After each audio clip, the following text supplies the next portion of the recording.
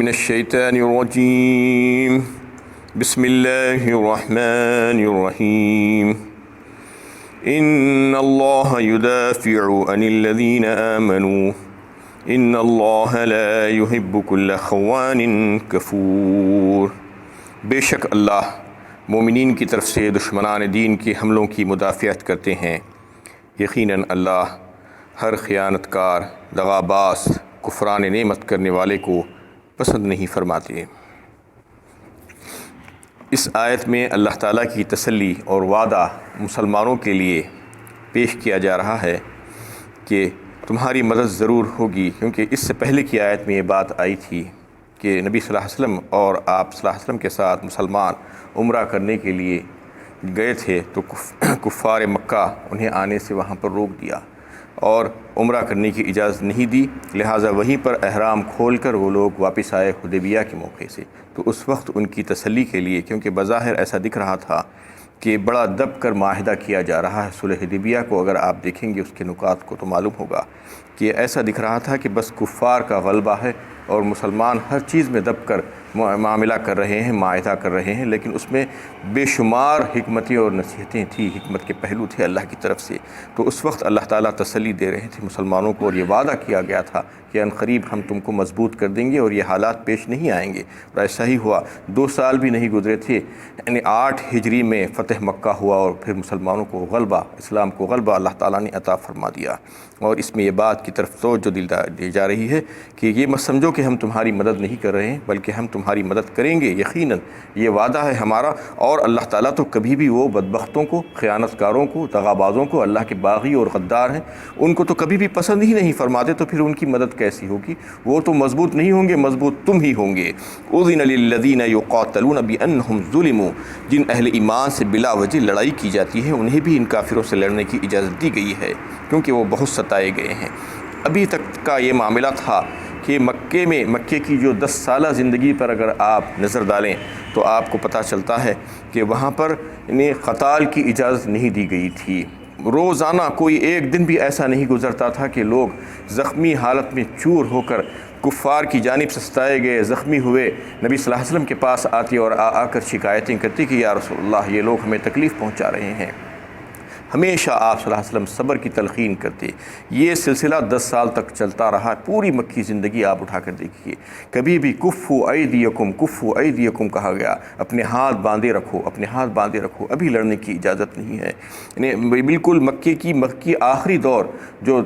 ختم ہو رہا تھا اور مدینہ ہجرت کو جانے سے پہلے مسلمان کچھ مضبوط ہو گئے تھے اور مسلمانوں کی تعداد بھی بڑھ گئی تھی، اس وقت بھی یہی کیفیت تھی۔ مسلمان آ کر نبی صلی اللہ علیہ وسلم سے اجازت مانگتے تھے کہ یا رسول اللہ اجازت دیجیے قتال کی، کہ یہ لوگ ہمیں ستا رہے ہیں، ہم بھی ان سے مقابلہ کریں گے۔ لیکن اس وقت بھی یہی کیفیت اللہ کے نبی صلی اللہ علیہ وسلم فرماتے کہ صبر کرو، صبر کرو، اسلام کے بارے میں، اسلام میں رہ کر تم کو جو تکلیفیں پہنچ رہی ہے اس کا اجر تمہیں ملے گا، ابھی اجازت نہیں آئی ہے۔ یعنی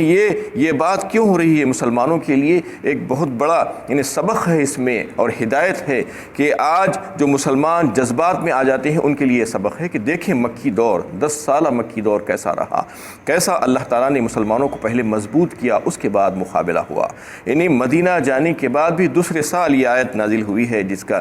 قتال کا، جس میں اجازت دی گئی ہے۔ جب تک کہ مسلمانوں کو قتال کی اجازت نہیں تھی، کسی قسم کی کوئی مقابلے کی اجازت نہیں تھی، کفار مار رہے ہیں، تکلیفیں پہنچا رہے ہیں، تو کہا جاتا کہ سہتے رہو اور صبر کرتے رہو۔ تو یہ جو ہے مسلمانوں کے لیے ہدایت ہے، اس میں سبق ہے کہ جب تک کہ وہ مضبوط نہ ہو جائیں اور جب تک کہ متحد نہ ہو جائیں، دشمنان اسلام سے مقابلہ کرنے کے بارے میں نہ سوچیں، کیونکہ یہ سوچنا دانشمندی نہیں ہے۔ اس لیے جب جو ہے مضبوط ہو جائیں، اپنے آپ کو مضبوط کر لیں اور متحد ہو جائیں، اتحاد اور اتفاق قائم کر لیں، تو پھر جو ہے وہ کام کر سکتے ہیں۔ ورنہ اس سے پہلے کرنا اپنے آپ کو ہلاکت میں ڈالنا ہے اور اپنے ساتھ دوسرے لوگوں کو بھی ہلاکت میں ڈالنا ہے۔ اس سے منع کیا گیا ہے اور روکا گیا ہے۔ جب مسلمان مضبوط ہو جائیں گے اور لیس ہو جائیں گے ساری چیزوں سے، تو پھر اپنے سارے وسائل کو جھونک کر اللہ کے اوپر بھروسہ کرنے کے بعد اس کو جو ہے جنگ میں نکل جانا ہے ان سے مقابلے کے لیے، اور پھر پیچھے مڑ کر نہیں دیکھنا اس وقت، لیکن پہلے مضبوط ہو جائیں اس کے بعد مقابلہ کریں۔ یہ سبق دیا گیا ہے اسلام میں کہ پہلے مضبوط ہونے سے پہلے، متحد ہونے سے پہلے ایسا نہیں کرنا، اور جب کبھی مسلمانوں کے ساتھ ایسے حالات پیش آئیں تو یہی حکم ہے مسلمانوں کے لیے کہ یہی طرز عمل اختیار کریں کہ پہلے مضبوط ہوں، پہلے ساری چیزوں سے لیس ہوں، اتحاد اور اتفاق قائم کریں، اس کے بعد پھر مقابلے کے بارے میں سوچیں، ورنہ دانش مندی نہیں ہوگی، صرف اور صرف ہلاکت ہی ہوگی اور کچھ نہیں ہوگا۔ اس سے روکا گیا ہے، یہ مسلمانوں کو یہ سبق دیا گیا ہے۔ اور پھر اس آیت میں قتال کا حکم آیا، اذن للذین یقاتلون بانہم ظلموا وان اللہ علی نصرہم لقدیر۔ جن اہل ایمان سے بلا وجہ لڑائی کی جاتی ہے انہیں بھی لڑنے کی اجازت دی گئی ہے، کیونکہ وہ بہت ستائے گئے ہیں، بے شک اللہ ان کی مدد کرنے پر قادر ہیں، انہیں غالب کریں گے۔ یہاں سے جو ہے بتایا جاتا ہے کہ یہ نسائی میں ہے، ترمذی میں ہے حدیث، ابن حبان میں ہے، ابن ماجہ میں ہے، عبداللہ بن عباس رضی اللہ تعالیٰ عنہ اس حدیث کو روایت کرتے ہیں۔ بتایا جاتا ہے کہ یہ آیت سب سے پہلی آیت ہے قتال کے بارے میں مسلمانوں کو جو اجازت دی گئی تھی، اس سے پہلے تک کا قتال کی اجازت نہیں تھی۔ اس آیت میں اجازت دے دی گئی اور اس کی علت بیان کی گئی کہ تمہارے اوپر ظلم ہوا ہے، یعنی تمہارے اوپر جو ظلم ہوا ہے، ظلم و زیادتی ہوئی ہے، اس کو ختم کرنے کے لیے اور اعلاء کلمۃ اللہ کی بلندی کے لیے تمہیں جو ہے اجازت دی جا رہی ہے قتال سے دشمنوں کے ساتھ۔ یعنی باطل کی جب تک کہ سرکوبی نہیں کی جائے گی، جب اس وقت تک امن و امان قائم نہیں ہو سکتا۔ اس میں یہ بات بتائی گئی کہ اللہ تعالیٰ تمہاری مدد کرنے پر قادر ہیں، اور وہ جب چاہیں جیسے چاہیں تمہاری مدد کر سکتے ہیں اور تم کو غلبہ عطا کر سکتے ہیں۔ الذین اخرجوا من دیارہم بغیر حق الا ان یقولوا ربنا اللہ ولولا دفع اللہ الناس بعضهم ببعض لهدمت الصوامع وبيع وصلوات ومساجد يذكر فيها اسم الله كثيرا ولينصرن الله من ينصره۔ اور یہ وہ لوگ ہیں جو ناحق اپنے گھروں سے نکال دیے گئے، ان کا قصور ہی کیا تھا؟ محض اس وجہ سے کہ وہ کہتے ہیں کہ اللہ ہی ہمارے رب ہیں،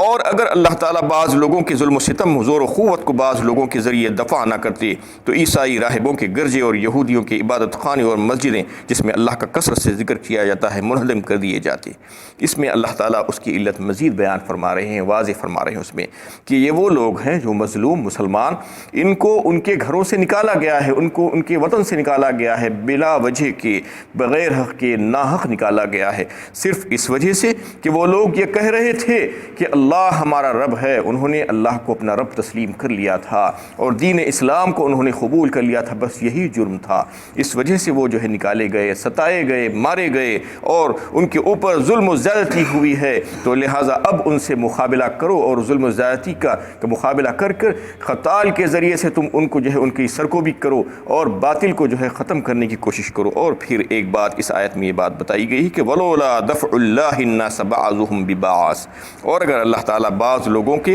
ظلم و ستم کو اور قوت کو بعض دوسرے لوگوں سے نہیں توڑتے ہوتے، دفع نہیں کرتے ہوتے، تو کیا ہوتا؟ لہدمت الصوامع وبیع وصلوات، یعنی عیسائیوں کے راہبوں کے گرجے اور یہودیوں کے عبادت خانے محفوظ نہیں رہتے۔ سب سے پہلے عیسائیوں کے جو گرجے تھے اس کا ذکر آیا ہے، وہ منہدم کر دیے جاتے، وہ تباہ کر دیے جاتے۔ صوامع کہا، صوامع کہتے ہیں جو تارک الدنیا عیسائی جو ہوتے ہیں، ان کے جو یعنی راہب جو ہوتے ہیں، ان کے جو الگ سے جو گھر ہوتے تھے، مخصوص مقامات، اس کو صوامع کہتے تھے۔ اور بیع کہتے ہیں، یعنی جو عیسائیوں کے جو عام عبادت گھر ہوتے تھے اس کو بیع کہتے تھے۔ اور صلوات کہتے ہیں، یہودیوں کے جو عبادت خانے ہوتے تھے ان کو صلوات کہا جاتا تھا۔ اور مساجد تو مسلمانوں کا اللہ کا گھر ہے، مسلمان جس میں عبادت کرتے ہیں۔ یہ تمام یعنی عبادت گھروں کا ذکر کیوں فرما رہے ہیں اللہ تعالیٰ؟ جبکہ اگر دیکھا جائے تو یہودی اور عیسائی تو اللہ کے دشمن ہیں، لیکن یہ اس لیے کیا جا رہا ہے کہ یہ لوگ جس دین کو ماننے والے تھے وہ آسمانی دین تھا، آسمان سے اللہ تعالیٰ نے اس کو نازل فرمایا تھا، وحی کے ذریعے سے اس کو قائم فرمایا تھا، اور نبیوں کو انہوں نے جو ہے بھیجا تھا اس دین کو فروغ دینے کے لیے، اس کو پیش کرنے کے لیے۔ وہ اصل میں جو ہے دین حق تھا اپنے اپنے وقتوں میں، لیکن یعنی تحریف کرتے کرتے یہاں تک پہنچ گیا کہ اس کو جو ہے بدل ڈالا گیا اور اس کو منسوخ کر دیا گیا، لیکن اپنے وقتوں میں وہ بھی دین حق تھا۔ عیسائیت اور یہودیت جو تھی وہ جو ہے نبیوں کے ذریعے سے جو ہے وہ دین کو پھیلایا گیا تھا، لیکن حق تھا اس وقت، لیکن ان کی کتابوں میں تحریف کر دی گئی، اس کے بعد ان کے انہیں طریقوں میں تحریف کر دی گئی، ان کی شریعتیں بدل گئی، تو ان تمام چیزوں کو اللہ تعالیٰ نے منسوخ کر دیا۔ اور منسوخ کرنے کے بعد شریعت محمدیہ اور قرآن کو اللہ تعالیٰ کی کتاب، آخری کتاب اور آخری نبی کے طور پر جو ہے بتا کر اس کی حفاظت کا وعدہ کر کے اللہ تعالیٰ نے قیامت تک کے لیے اس کو قائم کر دیا، اور ساری کتابوں کو اور ساری شریعتوں کو منسوخ کر دیا، کیونکہ اس میں تحریف ہو چکی تھی، اور اس کتاب میں، اس شریعت میں تحریف کی گنجائش نہیں تھی، کیونکہ اللہ تعالیٰ کا وعدہ ہے اس میں جو ہے کسی قسم کی کوئی تحریف کی گنجائش نہیں ہے۔ تو اس وجہ سے جو ہے ان کا بھی ذکر کیا کہ ان کے عبادت خانے بھی محفوظ نہیں رہ سکتے تھے اگر اللہ تعالیٰ ان کو دشمنوں سے محفوظ نہ کرتے۔ اس میں دوسرے لوگوں کی عبادت خانوں کا ذکر نہیں آیا ہے جو اللہ تعالیٰ کو ناپسند تھے، جیسا کہ جو بت پرست ہندو ہے، یا یعنی فارس کے اور ایران کے جو آتش پرست تھے مجوسی، ان کا ذکر نہیں آیا، کیونکہ ان کے عبادت خانے کبھی بھی قابل احترام نہیں رہے، کیونکہ ان کے پاس آسمانی مذہب نہیں تھا، ان کے پاس کوئی نبی نہیں آئے، اور اللہ تعالیٰ نے ان کو جو ہے کوئی ایسا مذہب نہیں عطا فرمایا تھا جس کا احترام کیا جاتا، اس کی عزت کی جاتی۔ اس لیے جو مذہب آسمانی تھے، جس کے پاس نبی آئے تھے، ان کا تذکرہ یہاں پر آیا ہے کہ ان کی حفاظت اللہ تعالیٰ نے کی، اور مسجدوں کی جس میں یعنی کثرت سے ذکر کیا جاتا ہے، وَلَيَنْصُرَنَّ اللَّهُ مَن يَنْصُرُهُ، جو اللہ کی دین کی بقا اور اشاعت میں جان و مال سے مدد کرتا ہے۔ إِنَّ اللَّهَ لَقَوِيٌّ عزیز، بے شک اللہ تعالیٰ بڑے ہی زبردست اور طاقت والے ہیں۔ إِنَّا لَنَنْصُرُ رُسُلُنَا وَالَّذِينَ آمَنُوا فِي الْحَيَاةِ الدُّنْيَا، کہا اللہ تعالیٰ نے ہم مدد کرتے ہیں اپنے رسولوں کی۔ یا ایھا الذین آمنوا ان تنصروا اللہ ینصرکم ویثبت اقدامکم، کہا اللہ تعالیٰ نے ایک مقام پر سورہ محمد پارہ 26 میں، اے ایمان والو مدد کرو اللہ کے دین کی، اللہ کی، یعنی اس کا مطلب کیا ہے کہ اللہ کے دین کی مدد کرنے کا مطلب یہ ہے کہ اشاعت دین کے کاموں میں آگے آگے آنا، دعوت اور تبلیغ کے کاموں میں آگے آگے آنا، اور اللہ کی راہ میں جہاد کرنے کا جب موقع آئے تو اس میں آگے آ کر اپنی جانوں اور مالوں کو پیش کرنا۔ تو پھر اللہ تعالیٰ کا وعدہ ہے کہ ہم فتح اور نصرت اور غلبہ تمہیں جو ہے کفار پر عطا فرمائیں گے، بے شک اللہ تعالیٰ بہت ہی قوی ہے اور زبردست ہیں۔ اس میں جو علت بیان کی گئی ہے جہاد کی، وہ تو یہ بتائی گئی ہے کہ ظلم و زیادتی کو ختم کرنا اور ظالموں سے بدلہ لینا، اور اعلاء کلمت اللہ کی بلندی، اور جو ہے یعنی اعلاء کلمت اللہ کی بلندی کے ذریعے سے باطل کی سرکوبی کرنا اور امن و امان کو قائم کرنا۔ سورہ بقرہ پارہ 2 میں تفصیل کے ساتھ اللہ تعالیٰ نے بیان کیا ہے، وَإِنْ خَاتَلُوكُمْ فَاقْتُلُوهُمْ كَذَلِكَ جَزَاءُ الْكَافِرِينَ، اور اگر وہ تم سے لڑیں، تم کو ماریں تو تم بھی ان کو مارو۔ وَإِنْ خَاتَلُوكُمْ فَاقْتُلُوهُمْ كَذَلِكَ جَزَاءُ الْكَافِرِينَ، اور اسی طریقے سے یہی بدلہ ہے ان کافروں کا۔ كَذَلِكَ جَزَاءُ الْكَافِرِينَ فَإِنِ انْتَهُوا فَإِنَّ اللَّهَ غَفُورٌ رَحِيمٌ، اور اگر باز آ جائیں تو پھر تم ان سے مقابلہ نہیں کرنا، یعنی ان کو ان کے حال پر چھوڑ دینا۔ فَإِنِ انْتَهُوا فَإِنَّ اللَّهَ غَفُورٌ رَحِيمٌ، اس طریقے سے جو ہے حکم دیا گیا ہے کہ جب وہ تم سے لڑیں گے تو تم ان سے لڑنا، اور اگر تم سے وہ نہیں لڑیں گے، وَإِنْ خَاتَلُوكُمْ فَاقْتُلُوهُمْ كَذَلِكَ جَزَاءُ الْكَافِرِينَ فَإِنِ انْتَهُوا فَإِنَّ اللَّهَ غَفُورٌ رَحِيمٌ وَقَاتِلُوهُمْ حَتَّى لَا تَكُونَ فِتْنَةٌ وَيَكُونَ الدِّينُ لِلَّهِ فَإِنِ انْتَهُوا فَلَا عُدْوَانَ إِلَّا عَلَى الظَّالِمِينَ، اور ان سے لڑو اس وقت تک جب تک کہ